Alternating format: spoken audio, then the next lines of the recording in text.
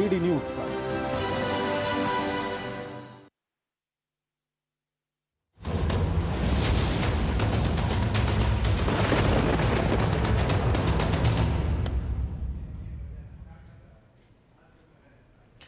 नमस्कार, बड़ी खबर पर बड़ी और सार्थक बहस के साथ हम लेकर हाजिर है 5 की पंचायत। मैं हूं आपके साथ रीमा पराशर।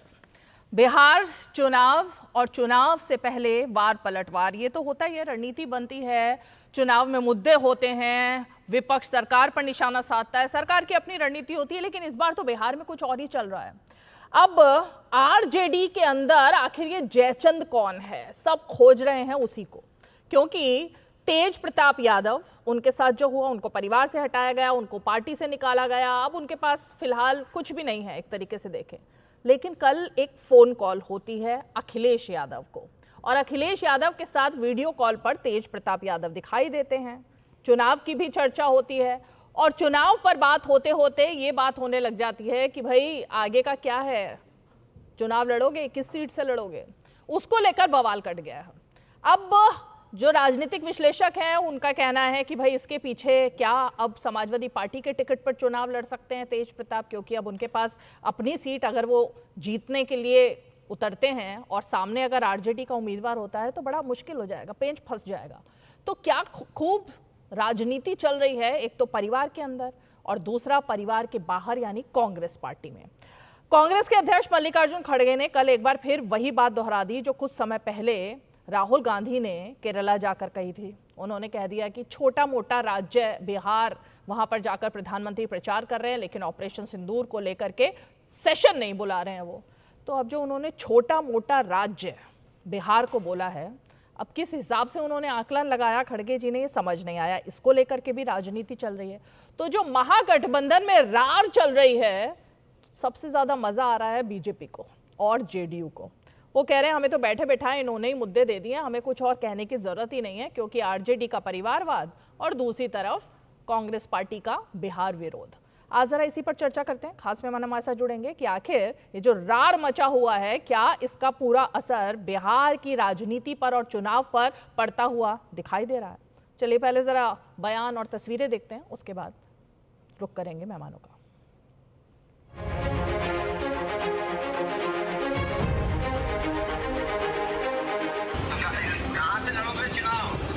चुनाव लड़ने से पहले एक बार लखनऊ मिल के आएंगे आपसे। कब आ रहे हैं लखनऊ? आ रहे हैं, इधर ही आएंगे हम। ठीक है, मुझे बताना आप जब आएंगे। ठीक ठीक, एक 2 दिन पहले मैं कॉल कर दूंगा आपको। अच्छा अच्छा अच्छा अच्छा। क्योंकि उनका कॉल आया था 2 बार, तो मुझे लगा कि कोई इमरजेंसी तो नहीं है। उसी कॉल को मैंने दोबारा रीडायल कर दिया, तो वो वीडियो कॉल, तो अब जब वीडियो कॉल उठ जाएगा तो आप काटेंगे तो वो भी सिविलाइज्ड नहीं लगता है। तो हम पॉलिटिकल लोग क्या पूछेंगे, यही पूछेंगे ना, चुनाव लड़ रहे हो कि नहीं लड़ रहे हो। तेजस्वी यादव जी के 17 महीने का जो डिप्टी सीएम के रूप में कार्यकाल रहा, ये स्वर्णिम अक्षरों में लिखा जाएगा। तेजस्वी यादव जो हैं, पहले तो ये बात सुन लें कि उनकी हुकूमत कभी नहीं थी।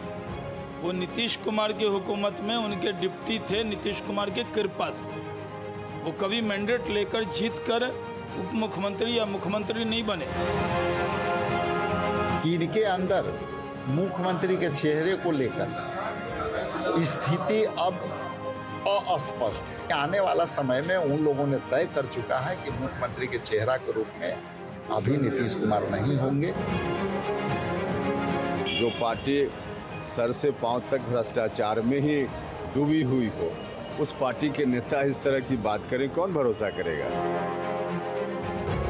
अब किसी भी कीमत पे ये सरकार लोग जो है बदलना चाहते हैं, बदलाव चाहते हैं। और बिहार के बच्चे अब कह रहे हैं 5 से 25 बहुत हुआ। लेकिन आने वाले दिन में बिहार में एनडीए की सरकार बनेगी, नीतीश कुमार के नेतृत्व में बनेगी। मीटिंग तुम कर लो, मैं बिहार में उधर छोटे मोटे राष्ट्र में जाकर उनकी तकलीफात सुनूंगा कहकर आपने इलेक्शन प्रचार शुरू किए बिहार में।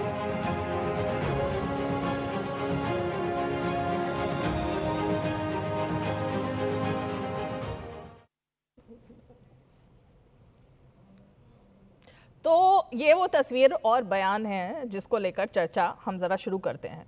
हमारे साथ बीजेपी का पक्ष रखने के लिए जुड़ गए हैं मनीष पांडे जी, हमारे साथ तहसीन पूनावाला राजनीतिक विश्लेषक स्टूडियो में मौजूद हैं, साथ ही हमारे साथ उत्पल बल्लभ जुड़ रहे हैं जो कि प्रवक्ता हैं आरजेडी के, धर्मेंद्र कुमार सिंह हमारे साथ जुड़ रहे हैं समाजवादी पार्टी के प्रवक्ता हैं, नवल शर्मा जी जुड़ रहे हैं जेडीयू के प्रवक्ता।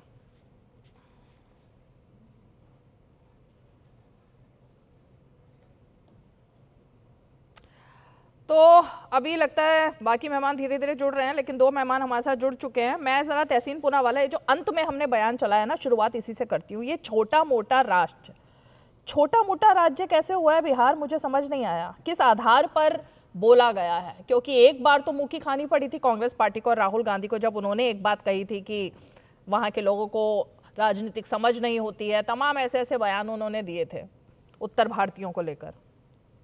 तो अब फंसने वाली बात तो हो गई। थैंक यू रीमा जी, आपके शो में मुझे शिरकत करने का मौका मिला, क्योंकि खड़गे जी एक गरीब दलित परिवार से आते हैं और क्योंकि वो साउथ इंडिया से आते हैं, उनकी हिंदी इतनी अच्छी नहीं, लेकिन अगर आप उनका वो बाइट सुने, उन्होंने कहा राष्ट्र, तो छोटे मोटे राष्ट्र की बात करते थे और बिहार से जो चालू हुआ और ये किस कॉन्टेक्स्ट में कह रहे थे वो जानना ज़रूरी था। कि हम चाहते कि माननीय प्रधानमंत्री या तो एक ऑल पार्टी मीटिंग चेयर करे या तो एक स्पेशल सेशन ऑफ पार्लियामेंट बुलाए। इस कॉन्टेक्स्ट में हम ऑपरेशन सिंदूर की, जहाँ पर हमारी महिलाओं के साथ उनका सिंदूर उजाड़ा गया, उस पर हम बात करना चाहते हैं और आगे की क्या हमारी स्ट्रैटेजी है।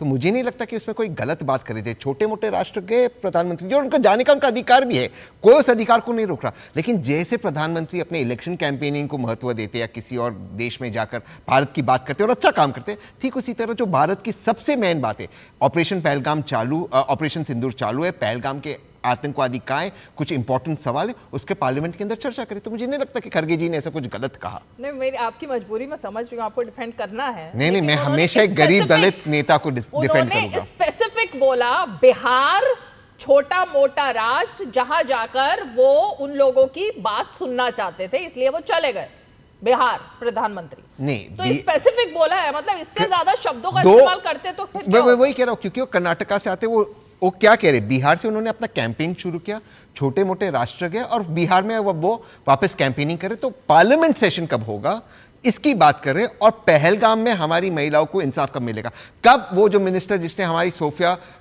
कुरैशी, कर्नल सोफिया कुरैशी को कहा आतंकवादी की बहन, उस पे बीजेपी कार्रवाई करेगी, कब बीजेपी अपने मध्य प्रदेश के उप मुख्यमंत्री पे कार्रवाई करेगी जिसने कहा मेरे भारत की वीर सेना नतमस्तक है मोदी जी के पैरों पर। यह सवाल पूछना चाहते हैं खड़गे जी। तो मनीष पांडे जी, इसका मतलब ये मुद्दा तो खत्म हो गया, इसको बीजेपी जो मुद्दा बनाने की कोशिश कर रही है। तहसीन पूनावाला जी ने बता दिया है कि कितनी मासूमियत के साथ खड़गे जी ने ये बात कही थी और उसमें उनका कोई ऐसी इंटेंशन नहीं थी जो राहुल गांधी ने पहले उत्तर भारतीयों का अपमान किया था, ऐसी कोई इंटेंशन नहीं थी। देखिए, मुझे लगता है कि खड़गे जी जब यह बयान दे रहे थे तो उनको बक्सर की अपनी सभा याद हो गई होगी, जहां सारी कुर्सियां खाली थी, सुनने को लोग नहीं आए थे। तो हो सकता है उनकी जुबान लड़खड़ा गई, क्योंकि हम लोगों ने खड़गे साहब का कई भाषण लोकसभा के अंदर भी सुना है और कभी भी उनकी बात को समझने में ना तो लोकसभा के अध्यक्ष को कभी परेशानी हुई और ना ही देश की जनता को। लेकिन ये जो छोटे मोटे राज्य की जो बात है, मैं तहसील भाई को सबसे पहले तो जरा समझा दूं कि याद होगा डॉक्टर राजेंद्र प्रसाद देश के पहले राष्ट्रपति थे और बिहार से आते थे। उनके साथ नेहरू जी का व्यवहार क्या रहा, यह कई किताबों में लिखी भी गई है और देश की जनता उसको जानती भी है। भाई, जब राष्ट्रपति का चुनाव होता है, दलित की बात आती है, तो मीरा कुमार को तब राष्ट्रपति का उम्मीदवार बनाया जाता है जब यह तय हो जाता है कि वह जीत नहीं सकती है। इतना ही नहीं है, आजादी से लेकर आज तक जब तक कांग्रेस की सरकार रही, दूसरे राज्यों की अपेक्षा जब बिहार को केंद्र से मिलने वाला बजट, उसका राज्यांश की बात अगर आप करेंगी तो हमेशा बिहार के साथ पक्षपातपूर्ण व्यवहार कांग्रेस की सरकार ने किया है। इसके एक उदाहरण नहीं है, इसके कई उदाहरण हैं। तो देखिए, ऐसा ये जो कह रहे हैं ना कि छोटा मोटा राज्य, वो क्योंकि दक्षिण बिहार भारतीय हैं तो उनकी भाषा लड़खड़ा गई। सच्चाई यही है कि कांग्रेसियों ने, कांग्रेस शुरू से ही बिहार को बड़े हेय दृष्टि से देखा है, बड़ा छोटे नजर से देखा है, बड़ा नीचे नजर से देखा है, और उसी का कहीं न कहीं प्रकटीकरण था जो स्वाभाविक रूप से, क्योंकि हेगड़े साहब कोई, खड़गे साहब कोई नए नेता नहीं है कांग्रेस के, उनकी उम्र भी जो है सो काफी हो गई है। ठीक है। तो वो कांग्रेस में बिहार के कई मीटिंगों में बैठे होंगे बिहार की बातों को लेकर, तो उनको पता है, उनको बिहार का लेवल कांग्रेस के नजर में कितना है, टीआरपी कितना उनको पता है। उसी नजर से उन्होंने कहा कि छोटे मोटे राज्य, ठीक है, तो इसको आप चाहे कितना भी एक्सप्लेन कर ले भाई साहब, लेकिन आप जो है बिहार के बारे में कांग्रेस का परसेप्शन क्या है या उनकी भाषा से पता चलता है। 10 सेकंड तहसीन पूनावाला, फिर आगे बढ़ते हैं। देखिए मनीष भाई कि मैं बहुत सारे सवालों का जवाब देना चाहता हूँ। जिस पार्टी के अंदर कभी दलित अध्यक्ष एक छोड़कर हुआ नहीं, जिस पार्टी ने KR नारायण साहब जब देश के पहले दलित राष्ट्रपति बनना चाहते थे उसको अपोज किया, उनके में इन बातों का जवाब नहीं देना चाहता। इसमें दलित एंगल कहां से आ गया?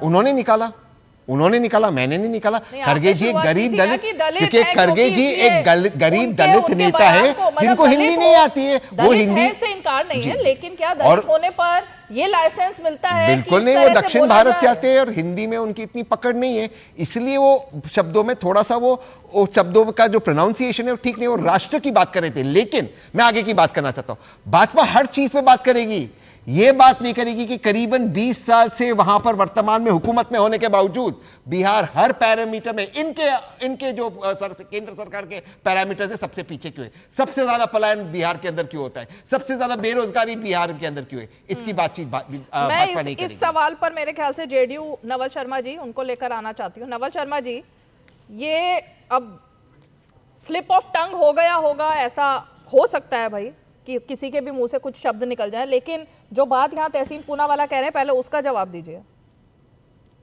जी मेरी आवाज जा रही है? हाँ मेरी आवाज जा रही है? जी आ रही है, बोलिए। अच्छा जी, ठीक। देखिए ऐसा होता है कि जब किसी पार्टी के शीर्ष नेता किसी गलत शब्द का उच्चारण करते हैं तो पार्टी के प्रवक्ताओं का एक प्रिय शब्द होता है कॉन्टेक्स्ट, जिसका इस्तेमाल कांग्रेस के प्रवक्ता ने किया कि आप उनकी बातों के परिप्रेक्ष्य को समझिए। अरे सीधे सीधे भाई बिहार को छोटा मोटा राज्य बोला, अब इसमें आप कॉन्टेक्स्ट क्या समझा रहे हैं, परिप्रेक्ष्य क्या समझा रहे हैं? आप अगर सीधे बोल देते कि स्लिप ऑफ टंग है तो चलिए बात आई गई हो जाती, लेकिन अब आप खड़गे साहब को डिफेंड करके स्थितियों को और ज्यादा दयनीय बना रहे हैं। खड़गे जी की स्थिति को आप और दयनीय बना रहे हैं अपनी ओर से तर्क पेश करके। दक्षिण भारत से तो कई सारे नेता आते हैं, आज तक कभी किसी ने बिहार के लिए छोटे मोटे राज्य जैसे आपत्तिजनक शब्दों का इस्तेमाल नहीं किया था, आपके नेता ने किया। तो या तो आपको माफी मांग लेनी चाहिए या सविनय बोल देना चाहिए कि स्लिप ऑफ टंग हो गया होगा, बात आई गई हो जाएगी। दूसरी बात है कि खड़गे साहब शायद इस बात को भूल गए कि ये वही बिहार है जिसकी चर्चा भारतीय जनता पार्टी के नेता कर रहे थे। ये वही बिहार है जिसने देश को संविधान भी दिया, जिसने देश को समाजवाद भी दिया और जिसने देश को संघर्ष करने का जज्बा भी सिखाया। तो बिहार, दूसरी बात है कि जिन बातों की ओर बीजेपी के प्रवक्ता ने इशारा किया कि आपका बिहार के प्रति जो ऐतिहासिक रवैया रहा है, बिहार की सबसे बड़ी मांग थी विशेष राज्य का दर्जा, आपने बेरहमी से उस दर्जे का खंडन कर दिया। आपने कमेटियां बनाई, रघुराम राजन कमेटी से लेकर मुख्यमंत्री जी को आपने विशेष राज्य के दर्जे पर मिलने का समय नहीं दिया। और मुझे याद है रीमा जी कि जब बिहार में विशेष दर्जे की मांग के लिए 2012 में सैकड़ों गाड़ियों के काफिले के साथ मनमोहन सिंह के दरवाजे तक उनके पास अर्जी लगाने का प्रयास किया, इन लोगों ने मिलने का समय भी नहीं दिया। तो बिहार छोटा नहीं है, आपकी सोच छोटी है, बिहार को देखने का आपका नजरिया छोटा है। बिहार तो एक बड़े दिल वाला राज्य है। बिहार एक ऐसा राज्य रहा है जहां महात्मा बुद्ध को ज्ञान की प्राप्ति हुई, यहाँ तो ऋषि महर्षियों की कर्म भूमि रही है बिहार, और बिहार से ही लोगों को ज्ञान की प्राप्ति होती है। और मुझे लगता है कि बिहार में आपको भी ज्ञान की प्राप्ति 2025 के बिहार विधानसभा चुनाव में जरूर होगी। उत्पल बल्लभ जी, अब पुराना बयान एक राहुल गांधी का, वो मैं पढ़ के बता देती हूँ। जब वो केरला के वायनाड गए थे तब उन्होंने कहा था कि पहले मैं 15 साल से उत्तर भारत से सांसद था, लेकिन यहाँ पर आकर बड़ी ताजगी महसूस हुई क्योंकि यहाँ लोग सतही रूप से नहीं बल्कि गहराई में जाकर मुद्दों पर ध्यान देते हैं और वहां पर एक तरीके से राजनीतिक समझ जो है उत्तर भारतीयों को वो नहीं है। अब चुनाव से एन पहले खड़गे जी का ये बयान, कुछ तो आपत्ति आप लोगों ने दर्ज कराई होगी, क्या बात हुई है कुछ? देखिए, सबसे पहली बात कि जो बयान आप पढ़ के सुनाई है, मैं सुना नहीं हूँ और मैं कह नहीं सकता हूँ कि उन्होंने इस मामले में क्या कहा है। लेकिन हाँ, इतना जरूर कह सकता हूँ कि अगर आप आंकड़ा देखेंगे तो जरूर वो जो शिक्षा का दर है इस संदर्भ में अगर बोले होंगे तो केरला का अव्वल है देश में। नहीं, खड़गे जी का बयान तो सुना है। उन्होंने बिहार राज्य का नाम ही नहीं लिया है, राष्ट्र बड़ा है, छोटे। अरे भाई दोबारा सुनाइए इनको, दोबारा सुनाइए सर, दोबारा सुने क्या? बिहार राज्य है या राज्य बने, इससे फर्क नहीं किया। बिहार नाम उन्होंने लिया था ना। बिहार राज्य है या राज्य है? बिहार के अरे भाई ये तो खड़गे जी को समझाइए ना, बिहार राज्य है या राष्ट्र है? रीमा जी छोटे का नाम लिया है। फिर से आप सुन लीजिए और सुनाइए भाई, दोबारा सुनाइए जरा। सुनाइए। अगर तो बिहार में 14 बेकारी। अच्छा, आपकी आवाज क्यों जा रही है बार बार? आपकी आवाज जा रही है बार बार, आपका वॉइस बार बार जा रही है, एक बार वॉइस चेक कीजिए प्लीज। अब बोलिए। नहीं, कट रही है आवाज, कुछ बोलिए जरा। नहीं, आपकी आवाज कट रही है, एक बार चेक कीजिए। मैं जरा टीम से कहूंगी एक बार चेक करें। मनीष पांडे जी क्या कहना चाह रहे हैं, बोलिए, फिर धर्मेंद्र जी का रुख करेंगे। पहले तो इनसे पूछना चाहिए कि बिहार नाम का कोई राष्ट्र भी है क्या कहीं पूरे विश्व में? कोई दूसरा अगर है तो समझा जाएगा कि हाँ, उन्होंने राज्य के बारे में नहीं बोला, किसी दूसरे बिहार के देश के बारे में कहा है। देखिए, ये वही बात है कि एक कहावत है कि समझ के भी जो ना समझे, मेरी नजर में वो ना समझ है। इनका अमित शाह जी का स्टेटमेंट क्या? बहुत सारे स्टेटमेंट है। क्या है बताइए ना, एक स्पेसिफिक बताइए कुछ। बहुत सारे हैं। अरे सर, बहुत सारे नहीं, एक बताइए ना। बोल नहीं सकता हूँ, इतना गंदा है। बोल नहीं सकते? अमित शाह ने बोल दिया लेकिन आप नहीं बोल सकते। बिल्कुल बोल नहीं सकता हूँ। अरे तो हिंट तो दीजिए, क्या था? हिंट तो दीजिए। अपने चैनल का मर्यादा नहीं कीजिए तो अच्छा है। नहीं, मैं एक्चुअली अगर ऐसा है तो मैं इतनी अनभिज्ञ नहीं बनना चाहती कि मुझे पता नहीं है, मैंने सच में नहीं सुना, बता दीजिए आप। मैं कह रहा हूँ यदि कोई नर्क में डूबे तो मैं भी डूब जाऊँ, आपका चैनल को भी डुबा दूं, इससे आप बचाए रखिए तो अच्छा है, बस इतना ही सलाह है। चैनल को कैसे डुबो देंगे आप? अरे इस तरह का चर्चा कीजिएगा, जो बोले हम बोल नहीं सकते ना। अच्छा, इतना गंदा नहीं बोल सकते डायरेक्ट नरेशन। तो बीजेपी डूबी है नहीं? बिहार में ऐसा बयान देकर अमित शाह जी ने ऐसा बयान दिया, लेकिन बीजेपी नहीं डूबी, लेकिन हमारा चैनल डूब जाएगा ऐसा बयान सुनकर। ये कमाल की बात बता रहे हो आप।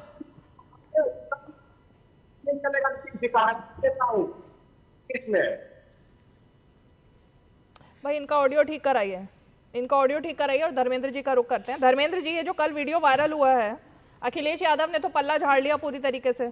उन्होंने तो कह दिया कि भाई अगर कोई मुझे वीडियो कॉल करेगा और अचानक से वीडियो पर आ जाएगा तो अब मैं काट तो सकता नहीं हूँ, बात तो करनी पड़ेगी। लेकिन ये जो वन लाइनर उन्होंने दिया कि कहाँ से चुनाव लड़ रहे हो, कौन सी सीट है और आओ लखनऊ में आके मिलो, इसी के बाद राजनीति चल पड़ी है। तो धर्मेंद्र जी, गेम कौन खेल रहा है इसमें? नमस्कार रीमा जी, देखिए गेम कोई नहीं खेल रहा है, सामान्य शिष्टाचार है। हाँ। वो एक तरह से पारिवारिक संबंधी भी हैं और एक राजनीतिक दल के प्रोमिनेंट फिगर हैं।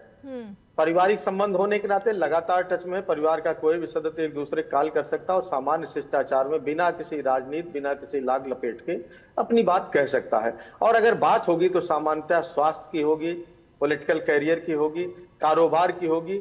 उसी कंटेस्ट में उन्होंने पूछा और कहाँ से, चूंकि वो मिनिस्टर रहे हैं, वो सदन के सदस्य हैं, तो उनसे उन्होंने पूछा कहाँ तैयारी चल रही, क्या लड़ोगे, क्या कर रहे हो। ये एक सामान्य शिष्टाचार है, इसको किसी महत्वाकांक्षा से, किसी राजनीतिक प्रेरणा से, राजनीतिक दुष्प्रेरणा से बिल्कुल न देखने की जरूरत है, न उसको जोड़ने की जरूरत है। फिर क्या करें? सिंपल शिष्टाचार। अब इस बात को अनायास बतंगड़ तूल हम कह रहे, सामान्यतः अभी किसी की विवाद, जो पारिवारिक सदस्य हो या कोई मित्र हो, अगर फोन आता है या हम करते हैं फोन, तो यही बातें होती हैं। नवल शर्मा जी, आगे क्या विचार है, इसमें कुछ भी खोजने की जरूरत नहीं है। नवल शर्मा जी, आपके परिवार के रिश्तेदारों के आपके पास फोन आते हैं, वीडियो कॉल, आप उसको रिकॉर्ड करके सोशल मीडिया पर डालते हैं क्या? पहले शिष्टाचारवश अगर कोई फोन आता है तो, और फिर आप उनसे पूछते हैं अनभिज्ञ बन के कि आपको पता ही नहीं है कि कहां से चुनाव लड़ोगे? सबको पता लग चुका है पूरे भारतवर्ष को कि तेज प्रताप यादव को पार्टी से बर्खास्त किया हुआ है, परिवार से निकाला गया है, तो ये उनकी दुखती रग पर हाथ जो रखा गया कि कहां से चुनाव लड़ोगे, अब चुनाव लड़ने का सवाल कहां से आ जाता है फिर? देखिए, ये समाजवाद का नया संस्करण है, ये नया समाजवाद का संस्करण है जो जिसके उदाहरण आपको आरजेडी में और सपा जैसी पार्टियों में बार बार देखने को मिलेंगे। हकीकत यह है कि तेज प्रताप यादव को परिवार में बुरी तरह प्रताड़ित किया गया है और तेज प्रताप की संभावनाओं का गला घोंटने का प्रयास किया गया है पार्टी में। पूरे देश ने देखा कि किस तरह तेज प्रताप की चुनावी संभावनाओं को ग्रहण लगाने का लोगों ने पूरा प्रयास किया और तेज प्रताप ने बार बार इसकी ओर इशारा भी किया कि हमारे दल में जयचंदों की भरमार। तो देखिए है क्या कि जब किसी भी राजनीतिक दल में नीति और सिद्धांत के बजाय अवसरवादिता और चाटुकारिता की भावना प्रबल हो जाती है तो जयचंदों की बहार आ जाती है, जयचंदों की संख्या बढ़ जाती है। तो तेज प्रताप यादव भी उसी राजनीतिक ऊहापोह वाले माहौल में फंसे। दूसरा और महत्वपूर्ण बिंदु यह है कि देखिए, जब परिवार में भी बंटवारा होता है तो परिवार की मालकियत या परिवार की विरासत बड़े पुत्र के पास जाती है, लेकिन तेज प्रताप यादव के साथ उस परिवार में क्या किया जा रहा है और कैसे इनके साथ नाइंसाफी की जा रही है, यह भी पूरा देश देख रहा है। हालांकि यह उनका पारिवारिक मामला है और मुझे इसमें हस्तक्षेप करने का, बेगानी शादी में अब्दुल्ला के दीवाना अरे होने सर, का पारिवारिक मामला कैसे हो जाता है, मुझे समझ में नहीं आ रहा।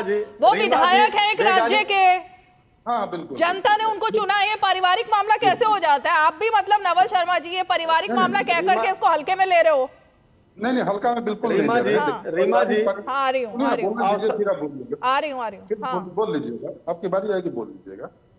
देखिए, हाँ, एक परिवार, आपने बिल्कुल सही फरमाया, पारिवारिक मामला तो शुरू में था, लेकिन जैसे ही लालू यादव जी ने ट्वीट करके इस मामले को पब्लिक डोमेन में डाल दिया तो अब तो यह जनता के डोमेन में, और जो भी बातें हैं वो वाकई जनता के प्रति ये लोग उत्तरदायी हैं और जनता इनकी सारी गतिविधियों को ध्यान से देख रही है।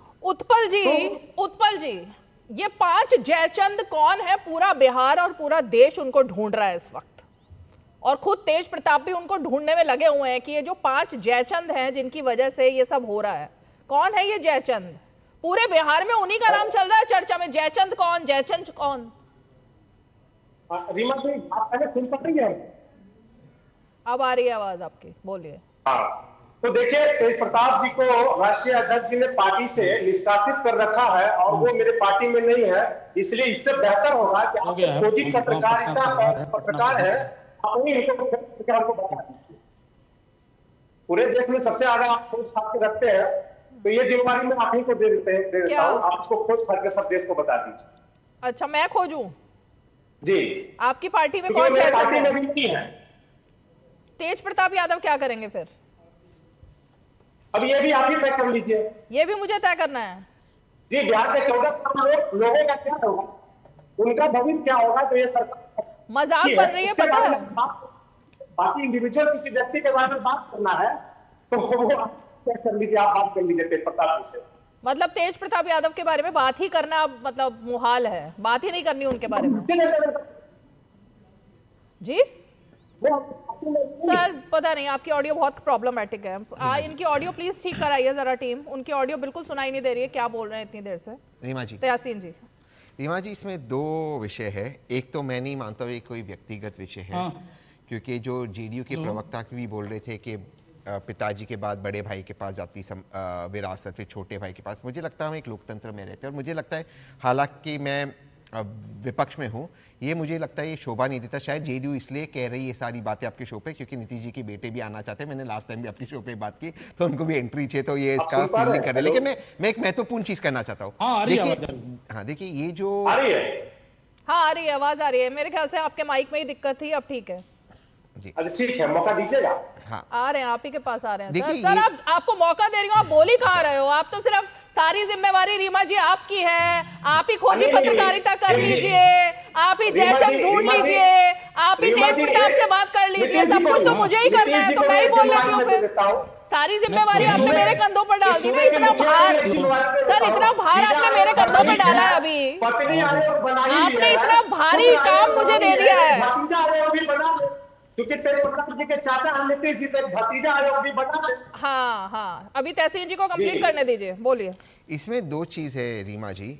सबसे पहले कि अगर आप वो तेज प्रताप का ट्वीट देखेगी तो तेज प्रताप उस ट्वीट में लिखते हैं कि अचानक से अखिलेश यादव जी का कॉल आया, उसमें बहुत क्लियरली लिखते हैं वो। अब मुझे नहीं पता अचानक से अगर किसी का कॉल आता है तो वो रिकॉर्ड कैसे हो जाता है। पूरी टीम होगी उनके पास ना, लोगों की चेले चपाटे सब हैं बहुत सारे। अब इसमें मैं मेरा बहुत अच्छा दोस्त है, अब मैं कितना, मुझे ज़्यादा पर्सनल बातें नहीं बोलनी चाहिए, मैं बस एक ही एडवाइस देना चाहता हूँ तेज प्रताप को। मैं इसको बहुत सालों से जानता हूँ कि किसी का भी पर्सनल कॉल आए, वीडियो कॉल आए, वो कभी भी रिकॉर्ड करते सार्वजनिक लाइफ में नहीं डालना चाहिए, ट्वीट नहीं करना चाहिए। हम पॉलिटिक्स में बहुत सारी समय ऐसे लोग, विपक्ष के कॉल्स आते हैं और पॉलिटिक्स का पहला नियम है कि कॉल रिकॉर्ड नहीं करना चाहिए, चाहे वो साधारण कॉल पे हो। जो अगर ऐसे करोगे आपकी क्रेडिबिलिटी नहीं रहेगी। हो सकता है अखिलेश जी ने किसी और कारण के लिए किया हो, मैं नहीं जानता क्या है, लेकिन ये करना मेरे परिवार के सदस्य, फिर जेडीयू कहना विरासत बड़े भाई के पास जाती, मुझे लगता है सब तेजस्वी जी के साथ, ये उनके साथ अच्छा नहीं हो रहा है। वो भी मेरे मित्र है, बहुत अच्छे मित्र है, और वो एक अच्छा चुनाव लड़ना चाहते हैं। लोकतंत्र का माहौल बन रहा है, चुनाव का माहौल बन रहा है। मुझे लगता है ये सारी डिस्ट्रैक्शंस है, और लगातार मैं बहुत ओपनली और ब्लंटली कहता हूँ, तेज प्रताप हमेशा डिस्ट्रैक्शंस करता है, वो बार बार करता है और डीरेल करता है, और उसको थोड़ा सा मैच्योर होना चाहिए। मेरी खामोशी को मेरी कमजोरी समझने की भूल करने वालों, ये मत समझना कि मुझे तुम्हारी साजिशों का पता नहीं, शुरुआत तुमने की, अंत मैं करूंगा। अब धर्मेंद्र जी, ये आपको भी लगता है गलत तरीका था, आवाज और वीडियो कॉल रिकॉर्ड नहीं करनी चाहिए थी? मतलब जो बात पर्दे के पीछे चल रही थी, अंदर खाने जो रणनीति बन रही थी, उसको उन्होंने पब्लिक कर दिया कि मेरे साथ कौन है, और ये भी लिखा कि अच्छा हुआ अखिलेश जी का फोन आ गया, अब पता चला कि इस लड़ाई में मैं अकेला नहीं हूं, वो भी मेरे साथ है। रीमा जी, पहली बात तो समाजवादी पार्टी ने और मैंने भी पहले आपको क्लियर कर दिया, ये सामान्य शिष्टाचार था। काल पहले आई थी, काल बैक माननीय राष्ट्रीय अध्यक्ष जी ने किया, लेकिन इस बात से मैं तहसीन पूनावाला साहब से जरूर सहमत हूं कि राजनीति में जो क्रिएटिविटी का मामला है, उसमें रिकॉर्डिंग जैसा जो कॉल रिकॉर्ड जैसी चीजें हैं, वो बिल्कुल एक्सेप्टेबल नहीं है, अच्छी भी नहीं है, और इसको करना भी नहीं चाहिए। इससे जो है आपकी विश्वसनीयता कम होती है, इसमें कोई दो राय नहीं, और इन चीजों से बचना चाहिए। अब सवाल यह है, लेकिन मेरी तरफ से, समाजवादी पार्टी की तरफ से पहले भी क्लियर किया जा चुका है, हमारे नेता ने भी क्लियर किया, कोई उसके पीछे, पर्दे के पीछे किसी भी प्रकार का, मैं बड़े ओपन हेडेड ब्लडली कह रहा हूं कि किसी प्रकार की कोई मानसिक छुपी हुई उसके पीछे ना कोई एजेंडा न कोई बात है। ये सामान्य, चूंकि परिवार के सदस्य हैं, वहां पार्टी और राजनीतिक चीजें अलग हो सकती हैं, जो भी है, लेकिन परिवार के सदस्य के नाते तमाम एक दूसरे से सब परिचित हैं, जानते हैं, और ओपनली खुल करके बात उन्होंने कॉल किया, कॉल उन्होंने उठा लिया, कॉल बैक किया, और उस पर जो बातें हुई उन्होंने रिकॉर्ड कर लिया। रिकॉर्ड करके न डालते तो अच्छा था, लेकिन डाल भी दिया, तो उसमें ऐसा उन्होंने कुछ नहीं किया। अब मैं दूसरी बात, जेडीयू प्रवक्ता के साथी की बात सुन रहा था, नवल जी के। नवल जी अवसरवाद की परिभाषा हमको समझा रहे थे, लोगों को समझा रहे थे। अवसरवाद का जो पर्यायवाची खुद है, वो अवसरवाद की परिभाषा सिखा रहा है। क्या समय आ गया है, जिनका खुद नहीं भरोसा इनके नेता का क्या बोलेंगे। उन्होंने महिलाओं के लिए कुछ बोला था, आप उस पर कभी माफी मांगे?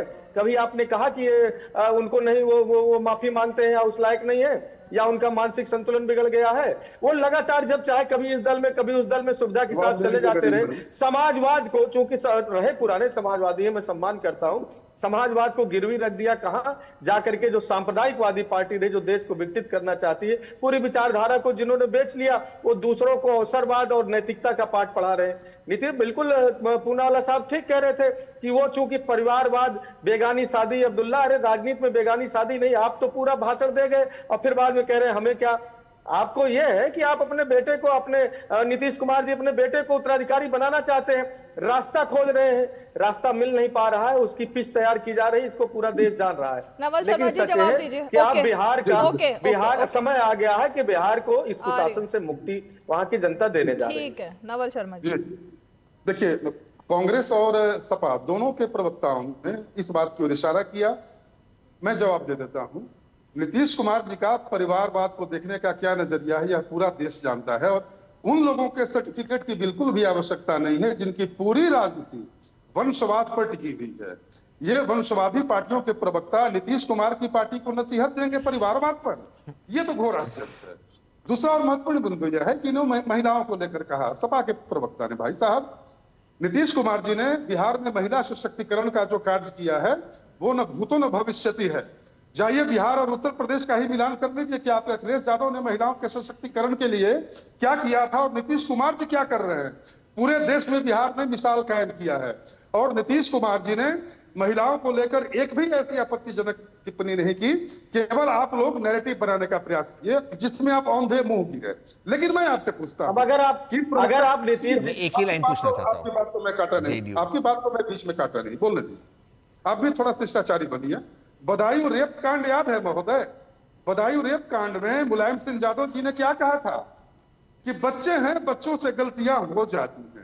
बच्चे नहीं लड़के बोला था, लड़के हैं, लड़कों से गलती हो जाती है। लड़के हैं, लड़कों से गलतियां हो जाती है बदायूं रेप कांड पर, और आप चले हैं नैतिकता पर प्रवचन देने। देखिए ऐसे तुतु महमे वाली राजनीति में कीजिएगा तो आपके कुर्ते पैजामे की सफेदी दागदार हो जाएगी। इतने ज्यादा छींटे पड़ेंगे महोदय कि फिर आप साफ कराने की स्थिति में भी नहीं रहिएगा। और महिला सशक्तिकरण के मुद्दे पर आज आइए और बिहार में बेटियों के चेहरे पर तैरती मुस्कान देखिए, बिहार में साइकिल चलाती बच्चियों को देखिए और अपने अखिलेश यादव जी को जाकर बताइए कि जाइए बिहार में नीतीश कुमार जी की पाठशाला में दाखिला लीजिए और सीखिए कि बच्चियों का सशक्तिकरण कैसे होता है। ठीक है, महिला सशक्तिकरण देखिए ऐसा है नवल जी, अच्छा बोल देने से अच्छा नहीं हो जाता है। बिहार को अराजकता प्रदेश बना दिया है, क्राइम में 1 नंबर पहुंचा दिया है, बच्चियों के साथ रेप हो रहा है, दुर्घटनाएं हो रही हैं। दूसरी बात, क्या जो विधानसभा में नीतीश कुमार जी बोले उसको आप बैक कर रहे हैं, वो बड़े शिष्टाचार वाली भाषा थी। दूसरी बात, बदायूं रेप कांड में नेताजी ने बोला था जो तमाम इस प्रकार के मुकदमे आ रहे थे वो भी किसी एक कंटेस्ट में बोला था। हालांकि उसको मैं बार इस पर बहुत बार बहस हो चुकी है, उसको देख करके आप अपने दांत से नहीं बच सकते, अपने दांत से नहीं बच सकते। अरे क्या रीमा जी, रीमा जी, हाँ मैं बता रहा हूँ, रीमा जी उस समय कुछ मुकदमे इस तरह क्षेत्र के आए थे जिसमें बच्चे बच्चियों की सहमति से संबंध थे, बाद में उसमें मुकदमे दर्ज हुए। तो लड़कों के लड़कों से संबंध तो नहीं थे ना, लड़कों से गलती हो जाती है, उनका स्टेटमेंट नेताजी का ये था। रीमा जी, लड़के हैं, लड़कों से गलती हो जाती है, लड़के स्पेसिफिक लड़के बोला था उन्होंने। अब मेरी बात तो सुनिएगा, अब उसका कोई कॉन्टेक्स्ट नहीं हो सकता। नहीं मैं कह रहा हूँ रीमा जी, ऐसा हुआ कुछ बच्चे एक दूसरे के साथ रहते हैं, म्यूचुअल कंसर्न में थे या किसी कारण से बाद में विवाद। अरे भाई तो उन्होंने लड़के लड़की नहीं बोला था, सिर्फ लड़के बोला था। अगर संबंधों की बात हो रही है तो लड़का लड़की दोनों के संबंधों की बात करनी चाहिए थी ना। किसके लिए? सिर्फ लड़के हैं, लड़कों से गलती हो जाती है, ये स्टेटमेंट था। आप उस पूरे कंटेस्ट को चला दिए। उन्होंने पूरे स्टेटमेंट में जो बात थी कि हाँ ये घटनाएं हुई, इस तरह मुकदमा हुआ, उन्होंने कहा कभी कभी बच्चों से गलती भी हो जाती है। बच्चे नहीं बोला था सर, क्यों? लड़कों कह दीजिए, अब वो बात पुरानी हो गई, लेकिन कवर अप मत कीजिए, सही बात बोलिए। नहीं मैं सही बात पे क्या बोला था वो मुझे पता है। नेताजी सुनिए, नेताजी के समय में समाजवादी पेंशन महिलाओं के सशक्तिकरण के लिए थी। लोहिया आवाज जो उस समय हम लोग देते थे महिलाओं के नाम से देते थे, और उसमें सर्वांगीण उनके विकास की बात थी। नीतीश कुमार उत्तर प्रदेश के विकास पुरुष अखिलेश यादव जी से तुलना करते हुए इनको शर्म नहीं आ रही है। जिसको पूरा देश पलटूराम कहता है हमको आईना दिखा रहे हैं, जिनका सुबह साथ पता ही नहीं वो शाम को किसके साथ रहेंगे, जिसका खुद ही पता नहीं है कि वो अगले दिन कहाँ रहेंगे, किसके साथ रहेंगे, जिनके लिए जो भारतीय जनता पार्टी दरवाजे बंद कर दी थी। आपने बहुत बड़ी बात की है। मेरे ख्याल से राजनीति में भी नीतीश कुमार का अनुभव अखिलेश यादव से काफी ज्यादा है, उमर में भी ज्यादा है, लेकिन आपने जो स्टेटमेंट दिया है, ये जो आपने स्टेटमेंट दिया है, मैं इस पर जरा मनीष पांडे और ये नवल जी एक मिनट, नहीं एक सेकंड, ये आपने बड़ा स्टेटमेंट दिया है भाई, बड़ा स्टेटमेंट दिया है आपने कहा अखिलेश यादव से नीतीश कुमार की कोई तुलना ही नहीं है। मतलब अखिलेश यादव नीतीश कुमार से बड़े नेता हो गए आपके लिए ना, आपकी पार्टी के अध्यक्ष है तो समझ में आता है, लेकिन देश के लिए आपने बात कही है। बड़े छोटे की नहीं है, नहीं अखिलेश यादव से बड़े नेता है नीतीश कुमार या नहीं, ये बात है। अब तो मनीष पांडे जी, रीमा जी मैं कह रहा हूँ कम समय में उत्तर प्रदेश का जो विकास उन्होंने किया वो नीतीश कुमार आसपास भी नहीं कहीं ठहरते, दावे से कह रहा हूँ। जवाब दीजिए नवल जी और मनीष जी। ओके रीमा जी 1 मिनट का समय दीजिए। बोलिए। मान्यवर मुलायम सिंह, स्वर्गीय मुलायम सिंह यादव जी और अखिलेश यादव जी का विकास मैं बताऊं, जाओ और किसी की जमीन कब्जा कर दो। बताइए, हम बताएंगे समाजवादी विकास हम बताएंगे, आप जेडीयू का बताएं। गुंडो देखिए ऐसे तू मैं मत कीजिए, मैंने आपकी बात को नहीं मैं कह रहा हूँ, नहीं मैं कह रहा हूँ जेडीयू की उपलब्धियां बताएं, हम समाजवादी बताएंगे। आप चिंता मत करिए, हम कह रहे हैं आप जेडीयू को बताइए जो काम किया हो, जो बिहार के विकास के पथ पर ले गए बताइए, समाजवादी का मैं बताऊंगा। विकास की बात सुना रहा हूँ। अखिलेश यादव के समय उत्तर प्रदेश विकास के सारे मानकों में फिसड्डी, कुछ मामलों में आगे, जमीन कब्जाने में, माफियागिरी में, गुंडा में, अराजकता में, बलात्कारी प्रदेश बनाने में, यही अखिलेश यादव की उपलब्धि थी। ये तो धन्य है योगी आदित्यनाथ, ये सारी उपलब्धियां आपकी हैं। उत्तर प्रदेश की शक्ल मोदी जी को धन्यवाद देने पहले जरा पीछे देख लीजिए, मोदी जी के लिए आप क्या कहते थे। एक सेकंड, ये गलत तरीके से डिबेट हो रही है। एक मिनट, मेरे ख्याल से हमें आंकड़ों पर बात करनी चाहिए, इस तरह की बहस में नहीं पड़ना चाहिए। उत्तर प्रदेश पहले कहां पर था और अपराध और तमाम कानून व्यवस्था के मामले कहां थे? बिहार पहले कहां था? बिहार को क्यों जंगल राज कहा गया? खैर उसका जवाब तो तेजस्वी यादव ने अभी हाल ही में एक इंटरव्यू में दिया है कि ये मीडिया की वजह से जंगल राज था, सरकार की वजह से नहीं था। लेकिन हमें फैक्ट्स पर बात करनी चाहिए। ब्रेक लेते हैं, ब्रेक के बाद जरा फैक्ट्स पर बात करेंगे, सच्चाई क्या थी और क्या है, क्योंकि हल्के में इस तरह से इस मुद्दे को नहीं ले सकते भाई। आ रही हूं। जब विश्व चाय की बात बोलती है तो आसाम की बात आती है और हम गौरव फील करते हैं। सच में लाजवाब हमारी चाय, Assam ki chai. 200 glorious years of Assam tea. The saga will continue for many more centuries to come. This is no ordinary sky. This is where legends are born. Squad 1, clear to space transition. Roger. Re-engaging heat. In the vast expanse above, the Indian Air Force reigns. Unseen, unstoppable, unmatched. Join the Indian Air Force to be a cut above. Time पे खा लेना और please bike धीरे चलाना जी। और ये तुम्हारी safety के लिए। अरे एक बात तो रह गई। LIC? ये हमारी सेफ्टी के लिए। दिल की सुनो, LIC चुनो। LIC हर पल आपके साथ। चलिए उत्पल बल्लभ जी जल्दी से जवाब दीजिए, आप कुछ कहना चाह रहे थे, फिर मनीष पांडे जी उसका जवाब देंगे। ऑडियो नहीं है आपका, अनम्यूट कीजिए। हाँ बोलिए जी। पटना नगर निगम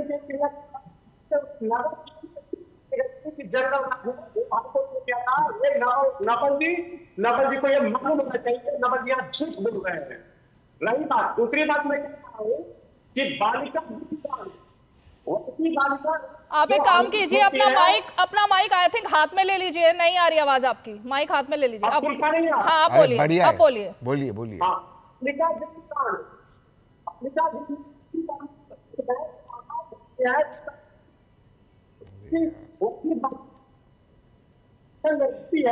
और उसके साथ क्या किया गया ये पूरी दुनिया जानती है। और उस समय भी केस को उसके बाद जब संज्ञान में आया तो केस को आनंद थाने के मंत्री पे पुणे का केस चला है, केस भी नहीं सही चला। इस तरह से क्या बोलते हैं, आपका कहना है कि जंगल राज पहले नहीं था आरजेडी के शासनकाल में, बल्कि अब है, आप ये कह रहे हो? हाँ? नहीं समझ आ रहा। मनीष पांडे जी जवाब दीजिए। ओके मनीष पांडे, आपके पास देखिए थोड़ा एक बात मैं बता दूं, मनीष पांडे कि इतिहास हमेशा अपने को दोहराता है, हमेशा अपने को दोहराता है और एक समय होगा पूरे देश के राजनीतिक आपके पास सबूत है, आप ये कह रहे हैं, मैं समझ पा रही हूँ। ओके ठीक है। अब उनकी आवाज डाउन कीजिए। देखिए इतिहास हमेशा अपने आप को दोहराता है और हम सभी लोगों ने एक समय देखा था जब लालू जी को अवसर आया था देश का प्रधानमंत्री बनने का, लेकिन मुलायम सिंह यादव सबसे बड़े रोड़े अटकाने वाले थे और उन्होंने लालू यादव को समर्थन नहीं किया था और तब जाके कहीं ना कहीं गुजराल साहब और देवगौड़ा साहब जो है वह देश के प्रधानमंत्री बने थे। आज उसी परिप्रेक्ष्य में अगर हम जो तेज प्रताप और अखिलेश जी की जो वीडियो कॉलिंग पर बात हुई है या जो कांटेक्ट करने का जो प्रयास किया गया है, अगर उसको एक बार हम देखें तो फिर से कहीं ना कहीं दूसरी पीढ़ी का जो जयचंद पैदा करने का जिस प्रकार से तब लालू प्रसाद जी के लिए जयचंद कौन साबित हुए थे यह हम सभी लोग जानते हैं। उसी प्रकार से इस बार भी चूंकि क्या है, मामला पूरा घर के अंदर है। तेज प्रताप ने भी आरोप लगाया तो अपने ही घर के अंदर के लोगों पर आरोप लगाया, इसमें बाहर वालों की कोई भूमिका नहीं है। और अखिलेश यादव चूंकि अब तो रिश्तेदार हो गए हैं, इसलिए अब वो भी घर के अंदर के लोग ही हो गए हैं। तो यह जो जयचंदों की लड़ाई और जयचंदों की खोज, जिसको उत्पल जी कह रहे हैं कि आप ही खोज लीजिए रीमा जी, तो मैं बता दूं कि ये कहीं ना कहीं वही लीकेज की बात है। और घर के अंदर जो जयचंद खड़ा है, जो कभी वीडियो कॉल करता है, रीमा जी एक सेकंड, तेज प्रताप खुद ही जयचंद है क्या? तेज प्रताप खुद ही जयचंद है? कौन है जयचंद? यही तो मैं खोज रही हूँ। आप सुन पा रही हैं? हाँ बोलिए।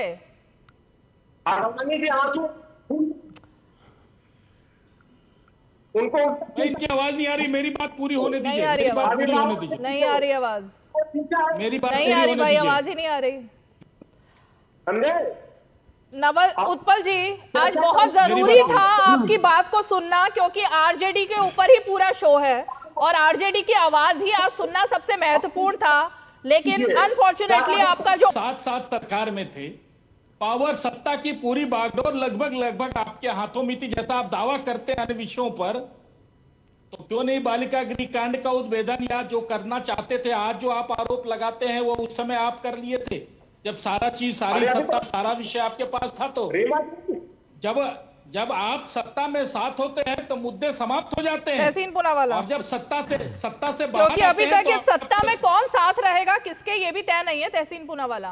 कांग्रेस पार्टी को तो आरजेडी ने कह दिया है कि उसकी कोई औकात ही नहीं है बिहार में, और खुद अब खड़गे जी के बयान के बाद तो पता ही चल गया है कि बिहार कितना इंपॉर्टेंट है कांग्रेस के लिए।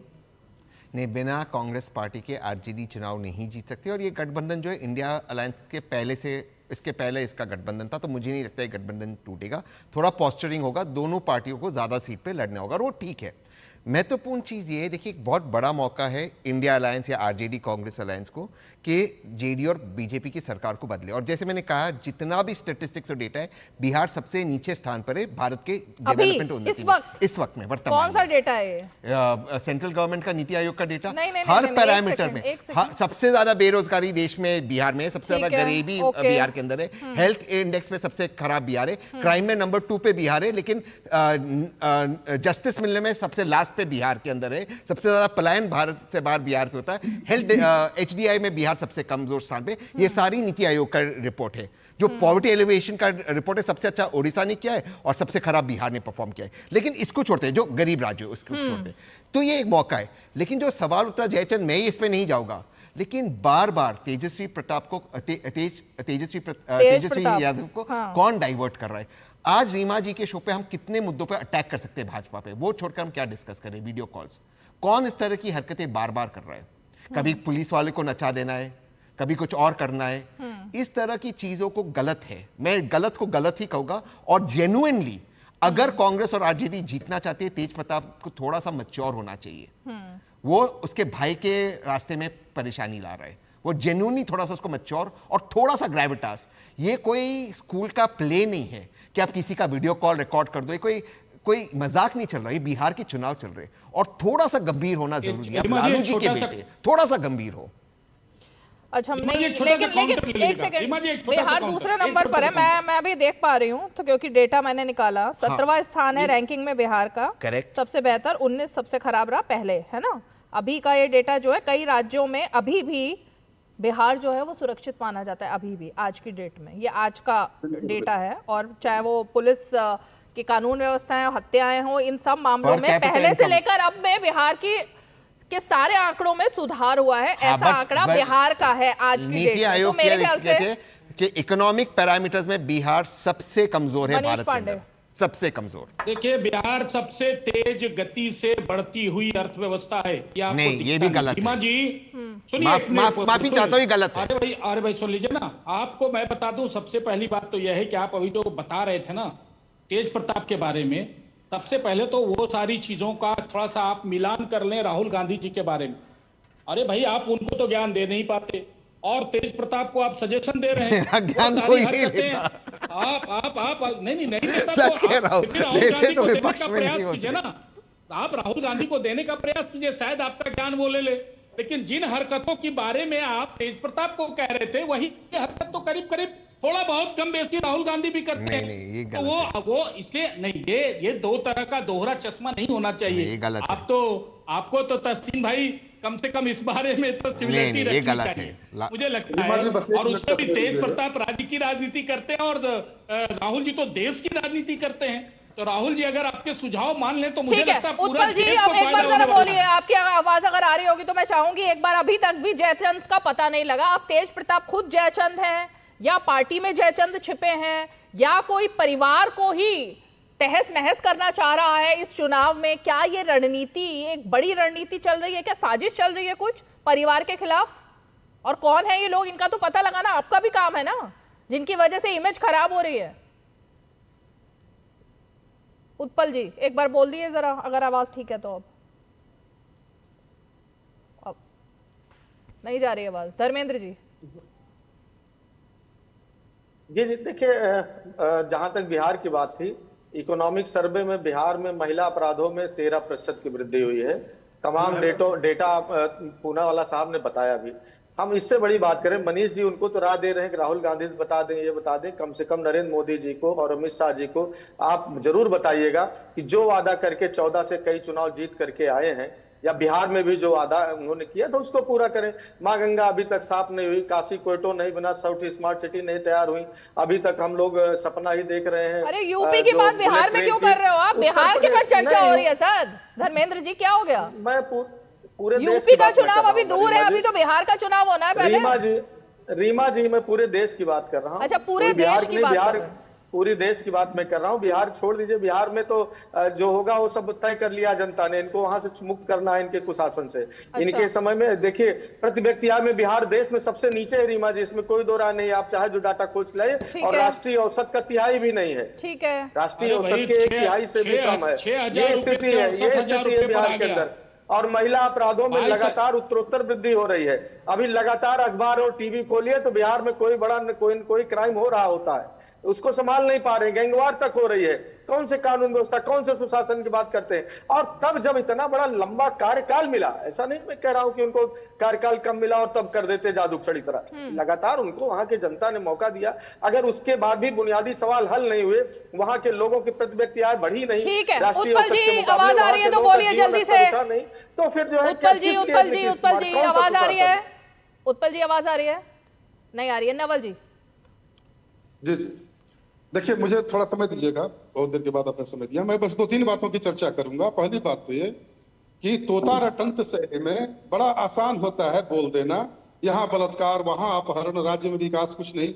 मैं कांग्रेस के प्रवक्ता से पूछूंगा कि जहां जहां कांग्रेस की सरकार है, आप किसी एक राज्य का नाम बताइए जिसने ग्रामीण सड़कों के मामले में प्रत्येक गांव को पक्की सड़क से जोड़ दिया। कर्नाटका है कांग्रेस का अभी सरकार आई है कर्नाटक में। नहीं, 2.5 साल हो गए कर्नाटका में 100% बीजेपी थी। नहीं, ये कर्नाटका में अभी हुआ है। उसके अलावा महाराष्ट्र में भी 2014 से पहले ये हो चुका था, पक्की सड़क। 100% ग्रामीण, 100% कर्नाटका और महाराष्ट्र, कर्नाटका, महाराष्ट्र, तमिलनाडु, तीनों इनफैक्ट। दूसरी जी आप किसी ऐसे राज्य का नाम बताइए भारत में जहां पहले भाजपा ने शासन नहीं किया हो, आपका शासन रहा हो, तमिलनाडु, आपने 100% घरों में बिजली पहुंचाने का लक्ष्य पा लिया हो। तमिलनाडु। आप इन सब फैक्ट्स में मैं जीत जाऊंगा, आप इसमें मत कीजिए, मैं जीत जाऊंगा। तमिलनाडु में अभी भी 100% 100% इलेक्ट्रिफिकेशन है। सुन लीजिए, तीसरी बात मैं आपको बताऊं, 100% 3 फेज इलेक्ट्रिफिकेशन है तमिलनाडु में। इंफ्रास्ट्रक्चर इंडेक्स के मामले में अभी बिहार की स्थिति आप देखिए कि बिहार कहाँ है। चौथी बात की आपने प्रति व्यक्ति आय की बात की। सर आप मेरे को 5 नए मल्टीनेशनल्स बता दीजिए जो बिहार में आए पिछले 20 साल में। 5। अच्छा, मुझे अभी पता लगा, मैं बहुत दिनों से पटना गई नहीं, लेकिन मुझे अभी बताया गया है कि पटना में ताज ग्रुप पहुंच चुका है। मैं रह चुका हूं, ये मतलब मुझे भी जानकारी मिली है। पटना में ताज ग्रुप भी पहुंच चुका है, ऐसा पता लगा। मौर्या में भी रहा हूं। नैरेटिव बनाने में लगे हुए ना, मुझसे जवाब लीजिए ना, मैं बता रहा हूँ। अभी इन्होंने प्रति व्यक्ति आय की भी चर्चा की। 87,000 रुपए प्रति व्यक्ति आय से खींचकर गाड़ी को 67,000 पर लाए। दूसरा बिंदु, इन्होंने जंगल राज की चर्चा की, उत्पल बल्लभ जी ने जंगल राज हाई कोर्ट का परसेप्शन था, मेरा नहीं। और जब लालू यादव जी से सवाल पूछा गया कि पटना हाई कोर्ट ने जंगल राज बोला है, तो लालू जी ने हक से जवाब दिया, यदि बिहार जंगल राज है तो मैं जंगल का राजा बब्बर शेर हूं। हाँ बोलिए, आई आपकी आवाज, आप बोलिए बोलिए, आई आपकी आवाज, बोलिए। ऐसे लड़ाइए मत रीमा जी। अरे मैं लड़ा नहीं रही भाई, क्योंकि अब समय कम है तो क्विक रिएक्शन लेते हैं ना। मनीष जी भी वेट कर रहे हैं, उत्पल जी भी वेट कर रहे हैं। हाँ उत्पल जी, बालिका गृह कांड पर सुन ठीक है ठीक है ठीक है। अब हाँ उत्पल जी, क्विक रिएक्शन। शिल्पी जैन का बलात्कार हुआ था और सीबीआई साधु यादव से वीर्य के नमूने की मांग करती रह गई। सारी चीजें जो मेयर सहित जो कांग्रेस किया वो बीजेपी समर्थित लोग जीते थे। ये जो हाईकोर्ट का निर्णय है वो उस पर है, इसलिए झूठ बोलना। दूसरी बात कि जिस बिजली की बात की थी ना, तो बिजली का जो दर है, बिजली का जो स्मार्ट मीटर के तौर से नहीं आ रही आवाज, नहीं आ रही आवाज। कंप्लीट कीजिए नवल जी जल्दी से। बॉस आपका माइक खराब है माइक आपका। पूरे शो में आपका माइक खराब रहा। आरजेडी की आवाज कैसे जनता तक पहुंच पाएगी? उत्पल जी आपका माइक ही खराब है पूरे शो में। अरे 2025 चुनाव तक इनका माइक खराब रहेगा, चिंता मत कीजिए। कोई बात ही नहीं है बोलने के लिए, केवल झूठ बोलने की कला में ये लोग माहिर हैं। बालिका गृह कांड बार बार बोलते हैं। बालिका गृह कांड में बिहार सरकार की मंत्री थी मंजू वर्मा। नीतीश कुमार जी किसी को छोड़ते हैं क्या?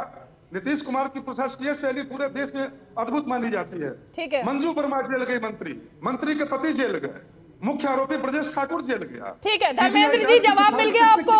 बिहार सरकार मेरे ख्याल से आपने जितने पॉइंट्स उठाए सबका जवाब धर्मेंद्र जी मिल गया होगा अब आपको। अरे ये लोग बिहार के लुटेरे नहीं देखिए, अब क्योंकि आपने ऐसा कंपैरिजन किया था जिसका जवाब देना जरूरी था। आपने कहा अखिलेश यादव और नीतीश कुमार में कोई कंपैरिजन ही नहीं है, आपने तो ऐसी बात कर दी थी ना। रीमा जी, केवल 5 सालों कार्यकाल 12 से 17 के बीच में 500 की आबादी वाले सारे पूर्वों को सड़क से जोड़ने का काम हो, चाहे उसमें राजीव गांधी विद्युतीकरण योजना के साथ सारे पूर्वों में विद्युत पहुंचाने का काम हो, नए विद्युत घर बनाने का काम हो, लोहिया गांव और जनेश्वर मिश्रा गांव के माध्यम से गांव के डेवलपमेंट की बात जिसमें सर्वांगीण था। इन गांवों का मतलब उसमें सड़क से लेकर के पानी, बिजली, सोलर से लेकर के सारी सुविधाओं की, मूलभूत सुविधाओं की जरूरतों को पूरा करना हो, समाजवादी पेंशन योजना हो, एक्सप्रेस वे का कॉन्सेप्ट रहा हो जिसके बारे में बिहार अभी सोच भी नहीं पाया, एक्सप्रेस वे किनारे मंडियां बनाने का काम रही हो।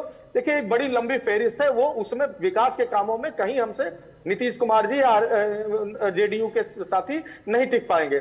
हम दूसरी बात कहते हैं, जेडीयू के साथी मुजफ्फरनगर बालिका कांड को उपलब्धि बता रहे हैं। आप इसी से इनकी वैचारिकी का अध्ययन कर सकती हैं कि जिस बिहार में लगातार इनकी सरकार की नाक के नीचे इनके मंत्री इन्वॉल्व थे और बच्चियों के साथ दुराचार अनाचार होता रहा और उसमें अफसरों से लेकर के रजिस्टर में इनके मिनिस्टर के हस्बैंड तक का नाम रहा, वो उसको उपलब्धि बता रहे हैं। क्या जेल न भेजते? नहीं, मेरा पॉइंट तो ये है, मेरा पॉइंट ये है, एक सेकंड, ठीक है, अब क्योंकि वक्त कम है, क्विक रिएक्शन जल्दी से मनीष पांडे और तहसीन पूनावाला। मेरा पॉइंट ये है, मैं आ रही हूँ। मेरा पॉइंट सिर्फ इतना है कि अगर उत्तर प्रदेश में अखिलेश यादव से कम काम नीतीश कुमार ने किया या उनके बराबर बहुत ही कम काम किया, तो इतने सालों से जनता नीतीश कुमार को क्यों मुख्यमंत्री बना रही है भाई? तहसीन पूनावाला, नहीं नीतीश कुमार जी कोई तो वजह होगी ना। नहीं, नीतीश कुमार जी एक बार रिजेक्ट हो गए थे, वो तो क्योंकि लालू जी और कांग्रेस और आरजेडी का अलायंस था, फिर वो जीते, फिर वो उस साइड चले गए, फिर वो इस साइड आ गए। लेकिन मैं आज आपको बता रहा हूँ, मैं चैलेंज कर रहा हूँ माननीय नीतीश कुमार जी, मैं उनका बहुत आदर और सम्मान करता हूँ, अगर वे अपने सारे मिनिस्टर्स के नाम और उनके पास कौन से पोर्टफोलियोज है वो बता दे बिना पेपर में पढ़े, तो मैं सोचूंगा कि बहुत अच्छा काम कर रहे बिहार। यही वो फेक नैरेटिव है, यही वो झूठा नैरेटिव है जो कांग्रेस वाले बता रहे हैं और बनाने का प्रयास कर रहे हैं। अरे नीतीश कुमार जी की प्रशासकीय कार्यशैली रोज 18 घंटे मेहनत कर रहे हैं। पूरा देश देख रहा है कि नीतीश कुमार रोज नई योजनाओं का शुभारंभ कर रहे हैं, विकास कार्यों का निरीक्षण कर रहे हैं। अरे आप अपने नेता को बोलिए ना कि इस रहस्य पर से पर्दा उठा दे जरा और देशवासियों को बताएं कि आलू का चिप्स सोने की, वो जो सोना निकालते हैं, वो सोना निकालने वाली तरकीब बता दे राहुल गांधी जी पूरे देश को। इस समय कौन प्रधानमंत्री? अटल बिहारी वाजपेयी जी, एक मोदी जी हैं। ये कहां से एंगल आ गया भाई? ये क्या एंगल है? मनीष जी जल्दी से जवाब दीजिए। रीमा जी, किसी को नहीं बोलने मतलब टाइम मिलना चाहिए। देखिए ऐसा है, मुझे 30 सेकंड नॉन स्टॉप बोलने दीजिएगा। देखिए ऐसा है, मैंने शुरू में कहा था कि कांग्रेस की बिहार के प्रति जो नीति रही है वो सबसे खराब रही है। उसके पीछे कारण क्या है? बिहार में हम तो 2005 से शासन में रहे, 2014 में केंद्र में हमारी सरकार आई और हमने एक बेहतर शासन भी दिया, जंगल राज से मुक्ति भी कराया स्थानीय स्तर पर, राज्य के स्तर पर। लेकिन बिहार में हर घर बिजली, अभी ये बिजली का तहसील पुना वाला कह रहे थे कि 100% इलेक्ट्रिफिकेशन है। अरे भाई 2014 के पहले क्या था देश में? और बिहार की बात अगर मैं करूं तो 2014 के पहले क्या हर घर को बिजली हम दे पाए थे? नहीं दे पाए थे बिहार में, जबकि हमारी सरकार 9 वर्षों से थी। क्यों? क्योंकि केंद्र का कोई सहयोग नहीं था। हर घर शौचालय हम नहीं दे पाए थे, हर घर नली गली नल जल ये सारे जो थे वो हम नहीं दे पाए थे, क्योंकि 10 वर्षों से जो उनका कहना है कि केंद्र से सपोर्ट नहीं मिलता था। इलेक्ट्रिसिटी स्टेट सब्जेक्ट है, इलेक्ट्रिसिटी स्टेट सब्जेक्ट है, ये आज की बात इलेक्ट्रिसिटी स्टेट सब्जेक्ट है, आज तक स्टेट सब्जेक्ट है सर। राजीव गांधी विद्युतीकरण योजना यूपीए 2 में पूरे देश में चली और स्टेट भी मिलकर के, वो फ्लॉप था। इलेक्ट्रिसिटी स्टेट सब्जेक्ट है। अगर माननीय नीतीश कुमार जी अपना स्टेट सब्जेक्ट नहीं संभाल सकते तो क्या बोले?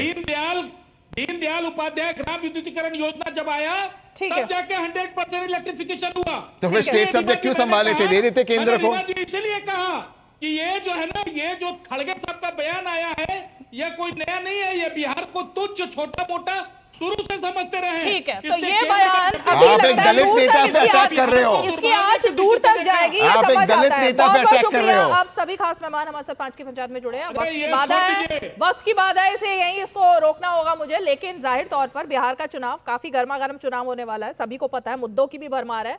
लेकिन कांग्रेस की तरफ से जो बयान आया ना, पहले उत्तर भारतीयों के खिलाफ, अब बिहार के खिलाफ, शायद इसकी आंच दूर तक जरूर जाएगी। 5 की पंचायत में आज इतना ही। कल फिर होगी मुलाकात, तब तक के लिए हमें दीजिए इजाजत। नमस्कार।